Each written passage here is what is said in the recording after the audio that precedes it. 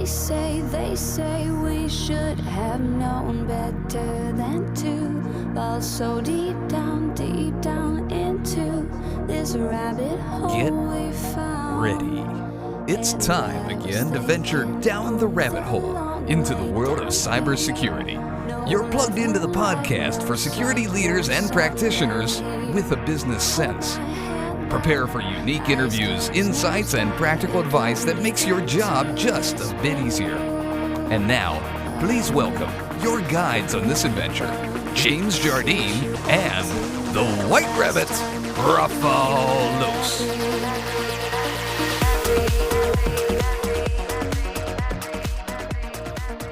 All right, good morning, good afternoon, and good evening. Welcome down the Security Rabbit Hole to yet another edition of the Down the Security Rabbit Hole podcast. This is Raf. Before I get going, just want to remind you guys all that if that poll that we took quite a while back is of any indication, some of you are actually interested in watching some of the videos. So there is a YouTube page. Go check out the either the LinkedIn page for that or our DtSR _podcast on Twitter to figure that out. But we're posting videos of the ones that we can anyway.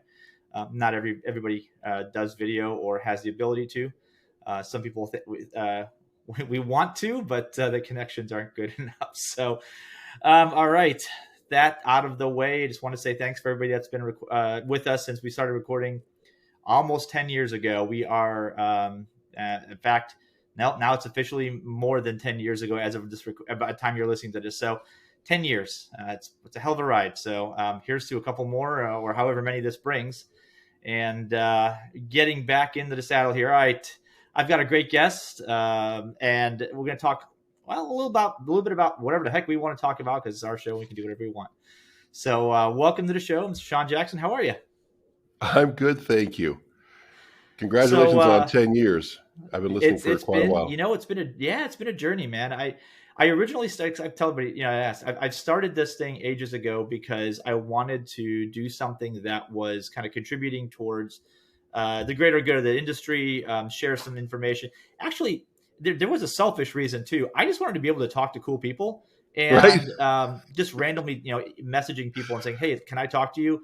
Doesn't always produce the best results, but it's like, "Hey, I run a podcast. I'd like to have you on the show." Suddenly, I've got guests and people I want to talk to. So here we are, and that's how we got here.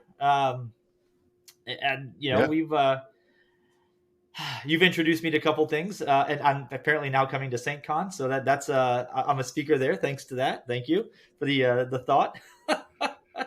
It's going to be good to get back in the saddle and get back in front of people again. Yeah, COVID has kind of set us all sideways, and it's good to feel like it's realigning, but we're not there yet, but it's coming. No, I mean we're getting. I feel like it's getting close. I feel like we got a little closer and we backed off. And there's a couple of conferences now that are starting to get. I've got one. I've got a couple coming up that are now in person. Black Hat tried and miserably failed to do that in person, but we're here to talk about you. So, all right. Well, okay. So it's interesting.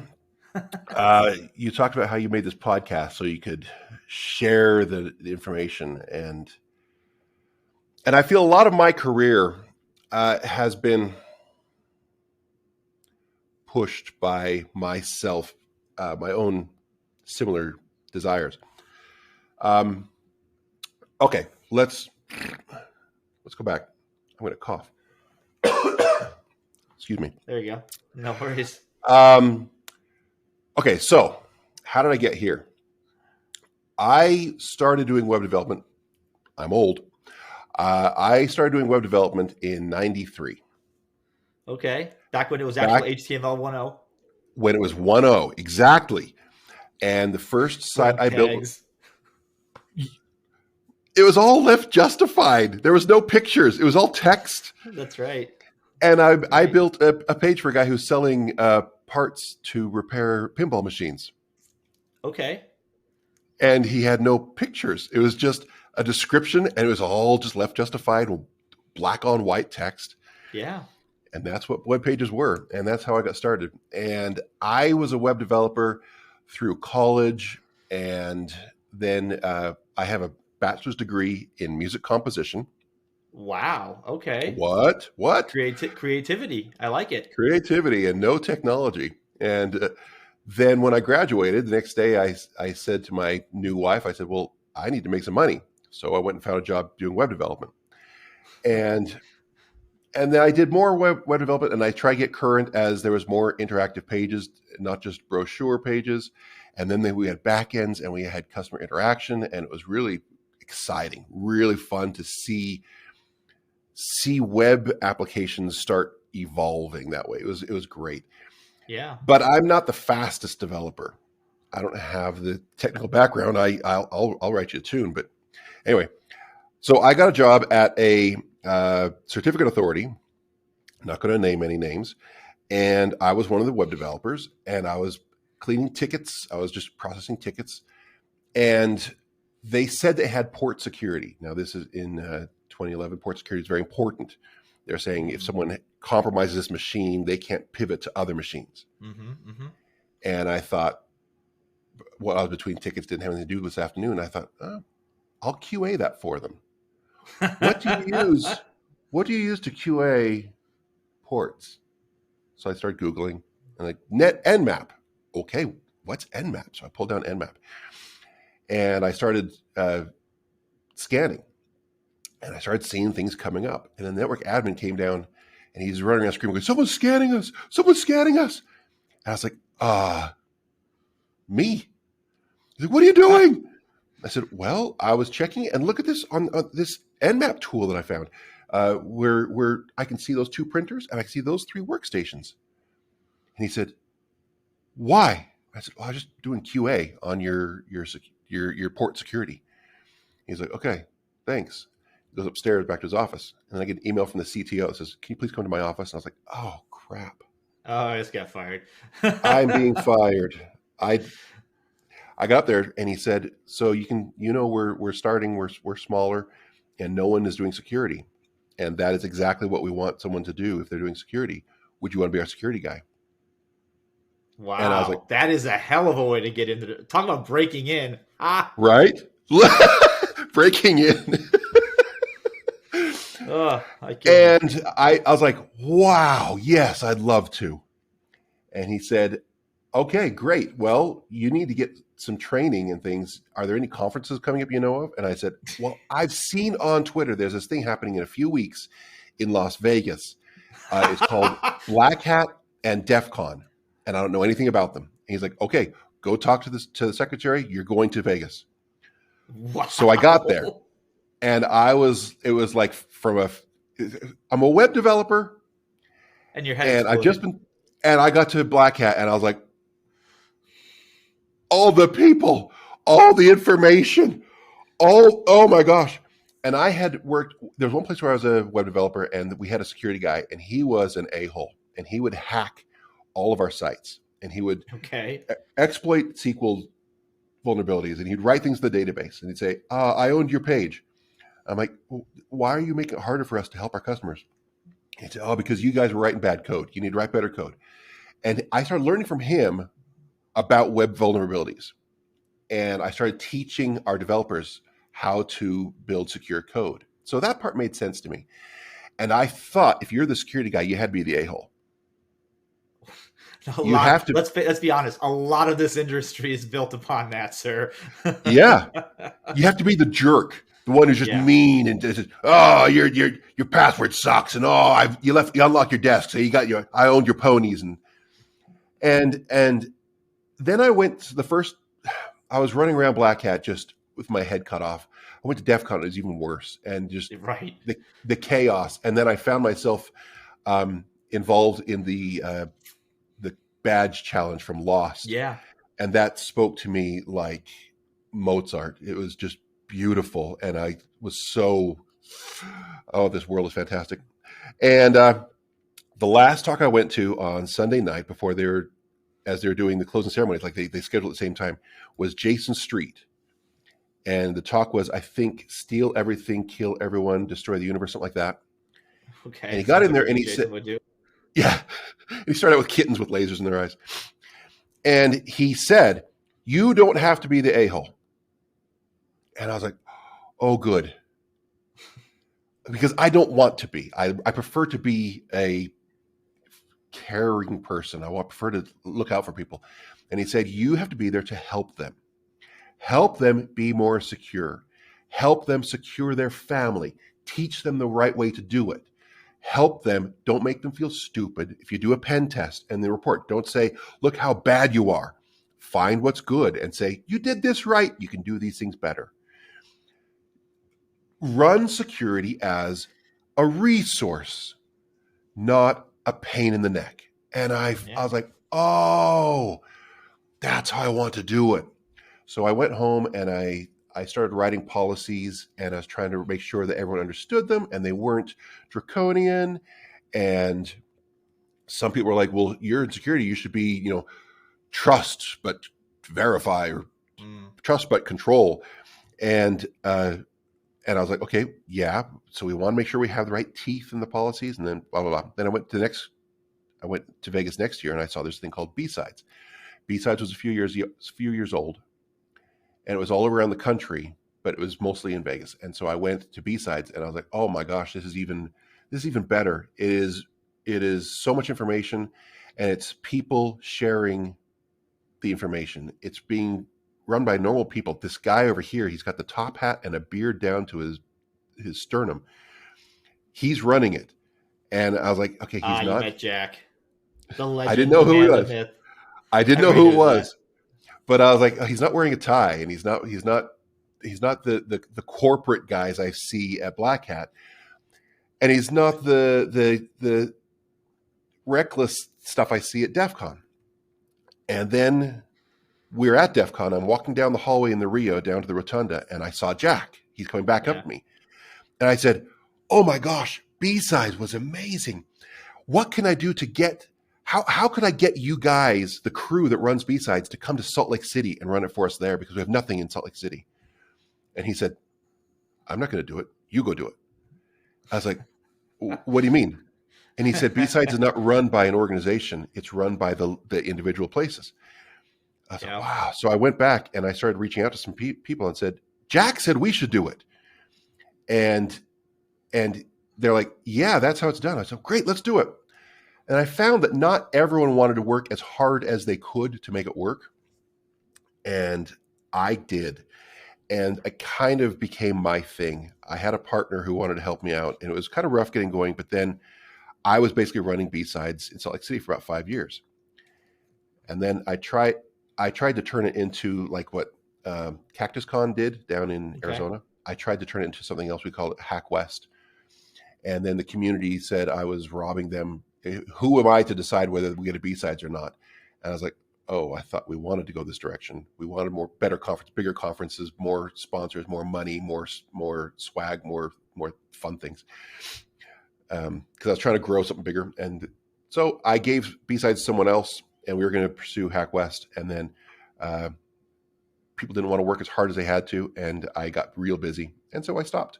But the whole reason why I wanted to build B-Sides in Salt Lake City and the conferences was because I feel like the way I have been trained and grown is on the shoulders of giants. Everyone around our community, Twitter, conferences, the willingness of our community to help one another is just beautiful. I see on Twitter, there's a lot of hand wringing and a lot of finger pointing, a lot of emotion being wrought and flooded from one to another. Bring out the worst in people sometimes, if you're not careful. It does. It's an interesting platform.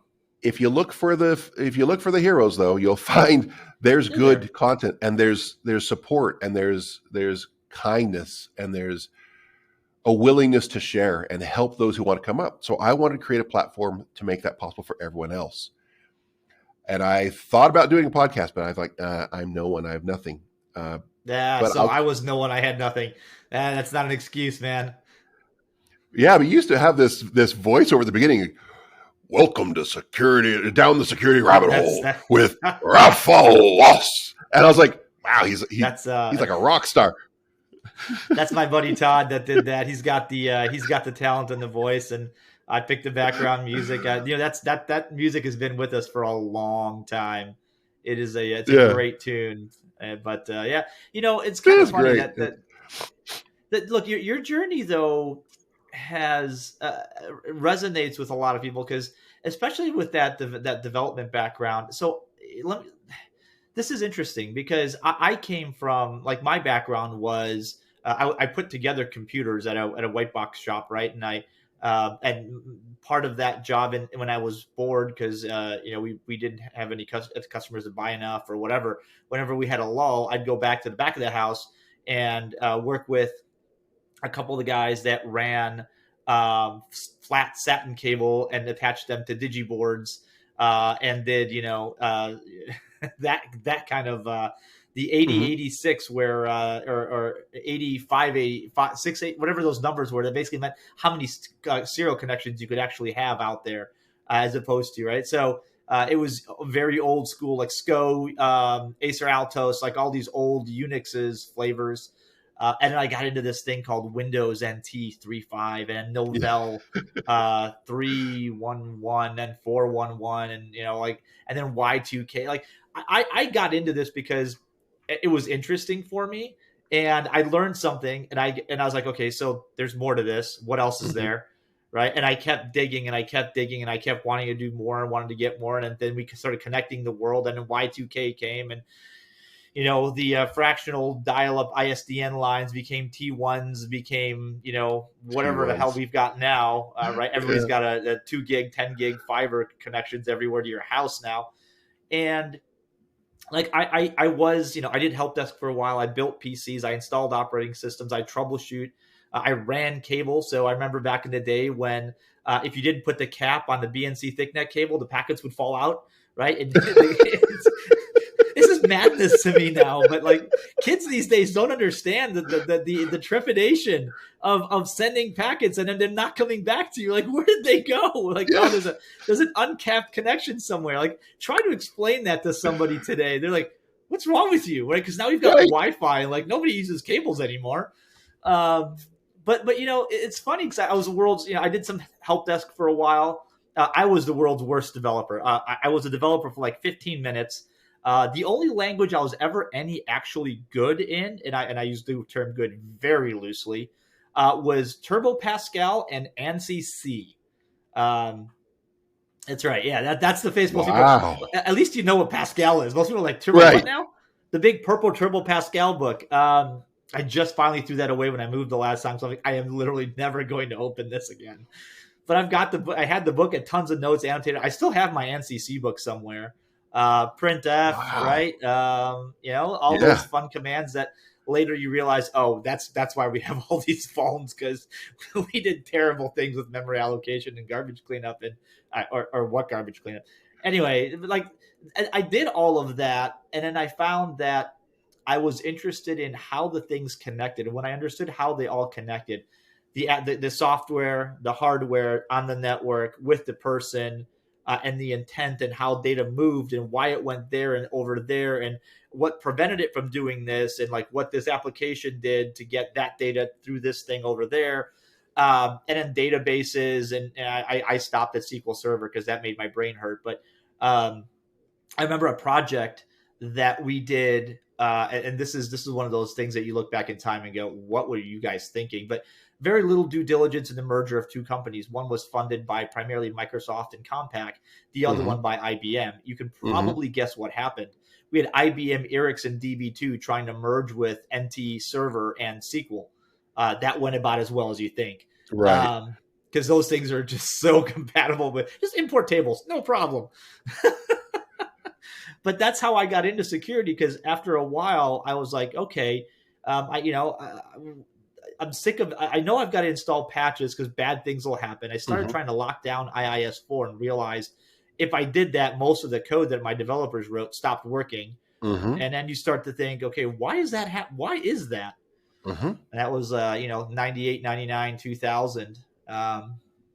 It's been sort of a weird road for me ever since. But I think that the thing that a lot of these, and I applaud schools and universities for having cybersecurity as a curriculum. But the notion that you can learn cybersecurity and become a cybersecurity expert in, 2, 3, 4 years is ludicrous, right? Because you learn what the books tell you, and the books are outdated by the time they're printed. So if you're Yeah. not practical, if you're not in with your hands in the technology, it's mostly theory. It's like learning, physics theory. Unless you've actually been in it, it's just theory. And what's even more interesting, Shawn, is what's even more interesting to me is you did time as a developer, so you know the difficulties and how hard it is to write code that actually works and is secure for a good portion of the time. Right. Yeah. When I did AppSec, I was never a good developer, so I didn't have that background, but I understood some of it. When I was AppSec, you run this. What do? You run the scanning tool, static or dynamic analysis, right? You'd print it out, you'd hand it to the developers and go, dummies, why don't you fix this? And they go, how? That's Right. your problem. I just show you why it's broken.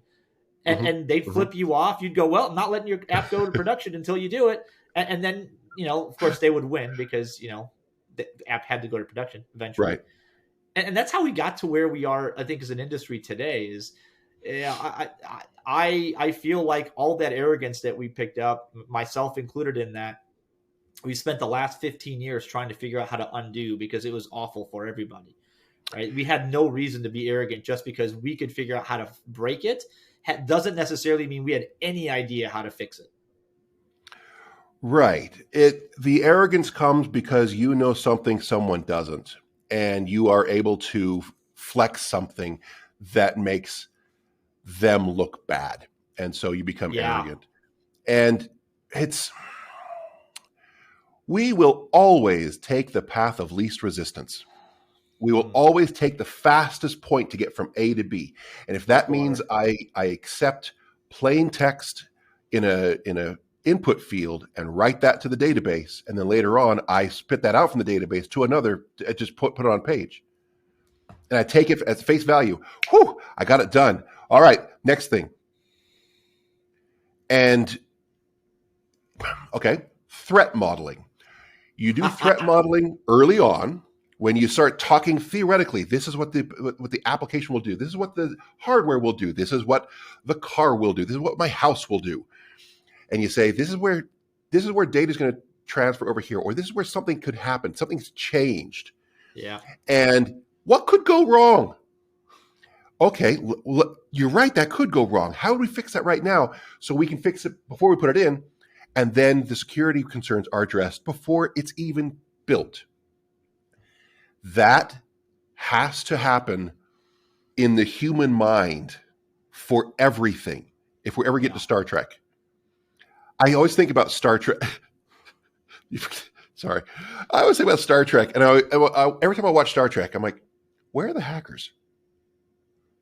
Where are the people who are hacking the doors so they don't open and close when it just seems to work. The elevator seems to go up and down and sideways and forward and back. How do they secure that? See okay, when he gets his Earl Grey tea hot, how is it making the cup and the tea? How do you make sure nothing else is in that tea? What if there's a resource? What if the herbs that were made are stored in downstairs in the basement? What if there's something else? What if a rat gets in there? What if there's rat poop in the herbs and it just makes the tea with rat poop? What's going to happen? And I think, how do we get to Star Trek? We've got to start looking at the entire world through threat modeling glasses. We are where we are today, and you're talking about everything going back to Y2K. Everything. If someone had thought about what could go wrong, they might be able to fix it, but it costs so much more to fix it down the road.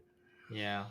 And we talk at length about how screwy Microsoft is and how they're ruining us. And now with Azure and Palo Alto's figure out you can get to the dashboard and just see everything. I'm like,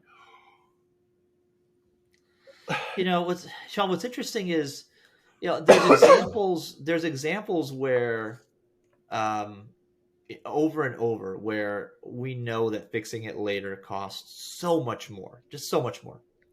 And then there are examples of risk decisions that were actually made And while the Intel bugs that were there, the issues with the medical devices, Hmm. the heart monitors, right, with no encryption and poor authentication, that kind of thing, where it's easy to say, well, that's totally done wrong, we should do it differently.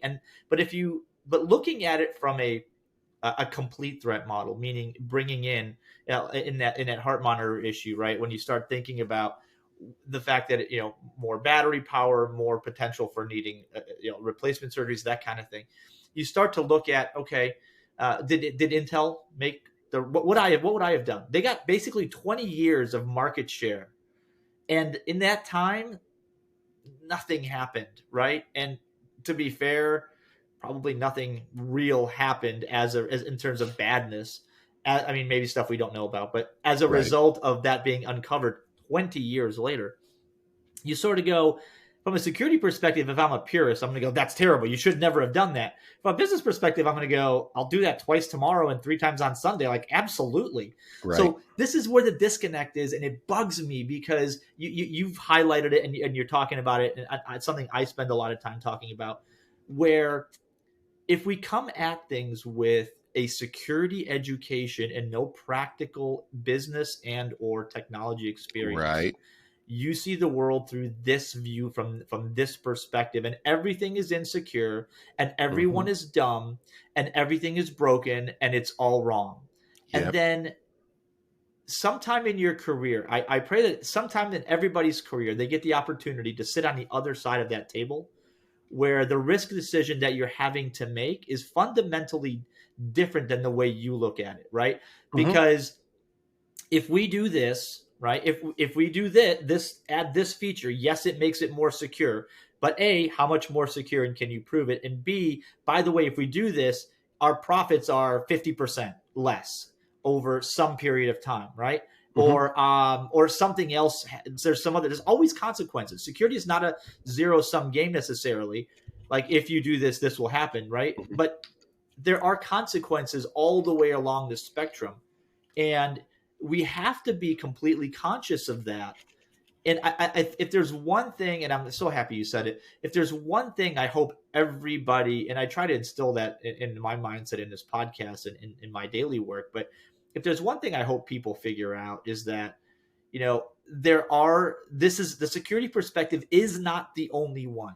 Right. Yes, things should be more secure across the board, granted, but there are trade-offs to adding things that we want. There are performance, there are functionality trade-offs, and sometimes the trade-off is business, right? Hmm. Capital, revenue, those kinds of things. And so we have to be Right. real careful. Yeah. So at my current position at Spiff, where I'm the director of information security, we had a problem where we were going for our SOC attestation, and the auditors said, we want to see the CEO's laptop. And we were using a MDM, and he wouldn't install it because I had set it up so you didn't have local admin. Okay. He's one of the developers. Uh-oh. He's an entrepreneur who's a coder, and he's like, I have my world. I need to have local admin because I need to run my machine. And I said, okay. He said, I'm not going to install that. And the COO, he said, okay, if we're going to pass this audit, we need to figure out how to give him local admin. I was like, but okay, if he's going to have local admin, I need greater insight onto the laptop and what's happening. I need to have user behavior analytics. Yeah. I need to see what is happening on the laptop as he is Obviously, admin. right? Yeah. And they said, agreed. And I said, great, you've got local admin. Get me the analytics. And we're working on that part. But and then he said to me later on, the CEO said, I feel like we've pushed you on the envelope of what you'll accept, and you're giving in. And I said, but I made a condition. I will give on this one if you'll meet me here. And he said, oh, you're right. Okay. And I said, it's risk management and it's ignorance and knowledge and what do you know, what don't you know, and if you're going to do something, you need to know more about it. You need to make educated decisions to manage that risk. And it's Dawn Marie Hutchison. This is how I became such a fan of your podcast. You had her on like 3 or 4 years ago. And then I asked her to be a keynote. Yeah, I saw that. I haven't heard that episode. I've been busy. But she was on, and I transcribed the entire podcast, and I put it on my blog when I had a blog, and I tweeted it. And I was just a fan of both yours and Dawn Marie's. And I asked her to be a keynote at Hack West. And she said something in there that splintered in my head, and I have used this every time I have any meaningful conversation. She said, security is like the brakes on a car. Why do you put brakes on a car? Everyone says, oh, so you can stop. No. You put brakes on a car so you can go faster. Correct. If you didn't have brakes on the car, you wouldn't trust the accelerator. You wouldn't want to go because how are you going to stop? You're going to hit a tree. You're going to hit a post. You're going to go through mud. You want to go faster? You can have better brakes. You want to go faster? You need better brakes. Yep. You want to go 200 miles an hour in 80 seconds? You need really good brakes. Yeah. That's security. So as the security guy, I could say, yes, I want to lock that down, and I'm going to get a chain, and I'm going to chain the back tires down to a spot, and you can never go. Now I've defeated the purpose of the car. Right. Exactly. I've made it so the car can't do what it's built to do. I'm not helping, I'm hurting it. Security, we have to balance that. We have to be we have to help the company accelerate by building the foundation and the things in place so that we can comfortably accelerate, and if needs be, stop it. Stop what we need to, right? Well, stop what we need to, not the company. Stop this little bit. Take it offline. Send the notifications out so everyone knows that we're doing this on purpose, that it's not an accident. We're shutting this down. We're fixing the problem. We're doing the forensics. As soon as we can, we're back up. Yep. And now we don't have to go talk to the SEC. And now we don't have to go tell all of our customers that we're owned and their data is everywhere because we had the things in place to stop it. Right. Look, it's really what it's come down to over the last year, and then as a distillment in my head, and then somebody trying to convince me to write a book about it, but I'm not much of a book writer. But look, the reality is, in order for us to continue to exist as a unit inside of a company, we have to essentially stop being so autonomous. Right? Mm-hmm. Security developed its own language. It developed its own culture. It developed its own teams. We have our own tool sets. We have everything that's separate. That drove us in the exact wrong direction that we needed to go. Yes. In order for us to be successful, you have to be fully integrated in the line of business. Mm-hmm. I used to get up on stage back when I did a lot of public speaking, and I'd ask questions like, "How many of you guys know what your company does?" And about half the people would raise their hand. Like, how do you make revenue? How I'd have clients that I'd go do advisory workshops for, right, on security, building security strategy. That's been my expertise last decade or so. But how do you protect what you do? And I go, so wait, hold on, let's start with this. What's the most revenue impacting thing that this company does? And the IT people will sort of look around the room and then stare at each other and go, I don't know. We're IT people. Why do we need to know that? I'm like, you can't do what you do unless you understand how the company makes money. Because how are you going to, if everything's on fire, what do you put out first? Right. It's things that we have to know. It's like Jason said in that first talk when I was just kneeling at the knees kneeling at the feet of everyone around me. You don't have to be the a-hole. Yeah. And recently I've learned to make a distinction between the way I see people. Either they are an object that is either in my way or not in my way, helping me or not helping me, or slowing me down or not slowing me down, and see them as people. That's security people. And there's so many of us that are autistic. It makes it very difficult. I'm on the spectrum, and I grapple with these things all the time. Like empathy, I do not get empathy. The people you're trying to help secure, if you're an obstacle for them, they don't want to work with you. Why would they? Why would they? If they think you're the cantankerous little jerk who always yells at them for leaving a password, you're not going to the meetings. You're not going to go to lunch. You're not going to be invited to anything where they can connect as people. You'll start to feel alienated. You'll start to put up your barriers. You're going to start to be fighting with them. And they're like, why do I keep fighting with the security people? Because we learned how to do this. And you got to stop and say, okay, how can I help you do your job better? Yeah. How can I help to make sure the things I need to do don't make your job harder? And that conversation is like, really? Please stop my email from being filtered. I'm like, okay, we need to filter email. Let me explain to you why and how I think this is protecting you. Oh, okay. So how can I make it better? If ever you think something's being blocked, let me know and I'll fix it like that. Right. So I'm now trying to look at my job as I'm trying to serve. I have 170 customers now. We're growing like 5 a week. But I've got all these customers. And half my job is to make sure that all the ducks are in a row, and I need to do everything to secure the stuff. But I need to make sure your job is okay and your job is okay, and we're hiring the right people, and we are competitive, and my salespeople are able to get out there and do what they need. So my first priority every day is when customers are asking about security stuff, I'm trying to talk to them. I'm trying to set up a thing so they can see our stuff automatically through a vendor that manages our documents. Trying to make that faster for them and also less of my time. But I'm trying to make it faster for them. I'm trying to help the sales team get what they need to go make the money so I have a job.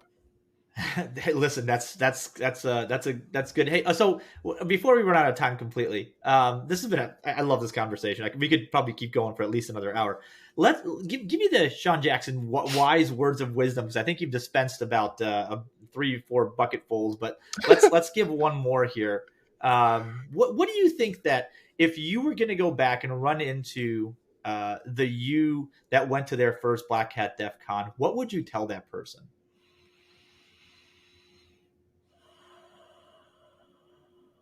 Imposter syndrome is not a bad thing. Everyone has it. Sit down and talk to it and identify what it is you think you're not good at, and then get better at that. Okay. I like it. That is some fantastic advice. And then my favorite response to imposter syndrome is, what makes you think you're good enough for imposter syndrome? That's a good one. Shawn, thank you so much for joining the show. This has been awesome. I'm glad we got a chance to talk, because you've definitely brought up a lot of things that I know a lot of us think about, and a lot of us that have been in the industry a long time have been thinking about too. So thank you for giving us so grateful. Thank you for inviting me.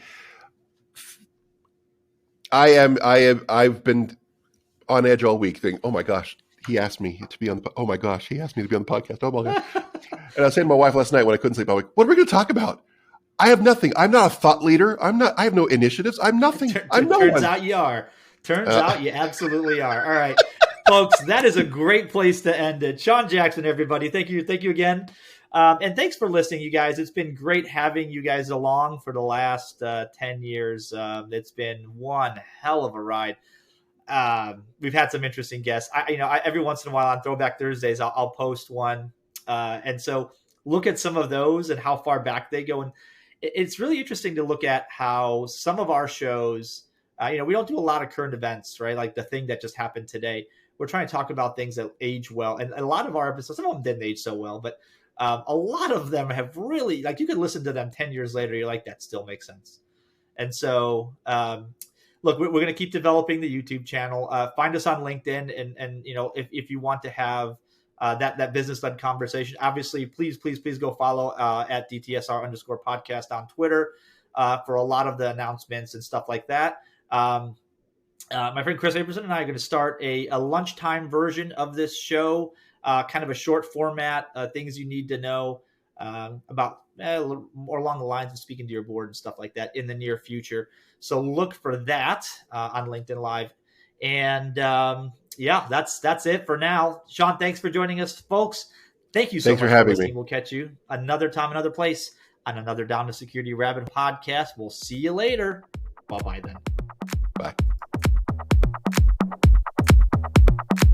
As we fade out on another Down the Security Rabbit Hole episode, we'd like to encourage you to chat with our hosts and guests using the Twitter hashtag #DtSR.